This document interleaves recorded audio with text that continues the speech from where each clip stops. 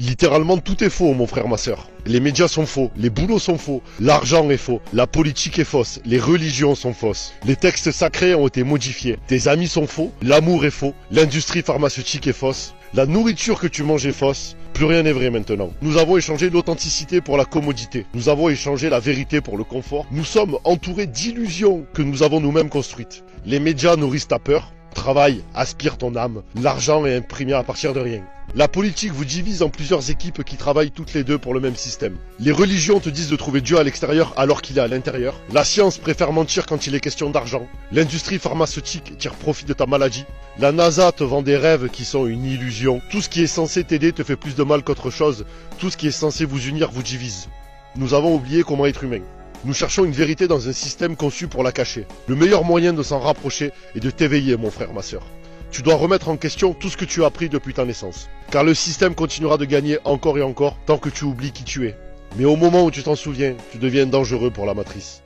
Alors il y a une chose qu'il faut comprendre, c'est que depuis le milieu des années 70, en physique théorique, en astrophysique et en cosmologie, les théoriciens n'ont strictement rien produit de solide. Rien. Quand on vous parle de gravitation quantique, il n'y a pas de gravitation quantique parce que la gravitation n'a pas été quantifiée. Vous voyez, c'est extraordinaire un truc pareil. Bon, ensuite, vous avez des gens qui vous parlent de l'avant Big Bang. Enfin, je veux dire, on a comme ça toute une accumulation de mots destinés à faire rêver les gens. Alors maintenant, le trou noir, bon, c'est un truc qui apparaît au milieu des années 70. Et moi, ce que je montre, c'est que ça tient pas debout mathématiquement. On réfléchissait, les ondes gravitationnelles, on les mesure. Ah ben, c'est une fusion de trous noirs géants.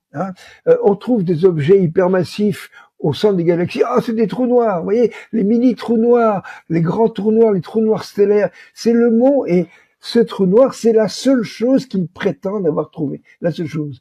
Donc, si tout d'un coup, moi, je suis un peu comme un type qui a un marteau, qui est à côté d'un gros vase en porcelaine, et bing, je vais tout casser, tout va tomber en petits morceaux. Et s'il n'y a plus de trou noir, il n'y a plus rien. Regardez un petit peu tous ces spécialistes d'astrophysique et de cosmologie, quand ils parlent des trous noirs, ils ont la voix qui se met à trembler, vraiment, comme s'ils abordaient. Est-ce que vous pouvez nous expliquer ce qu'il y a à l'intérieur d'un trou noir? Ah, voilà. Et tout ça, est-ce que vous vous rendez compte? On a pris les gens pour des cons pendant 50 ans. Voilà, ça peut se résumer à ça.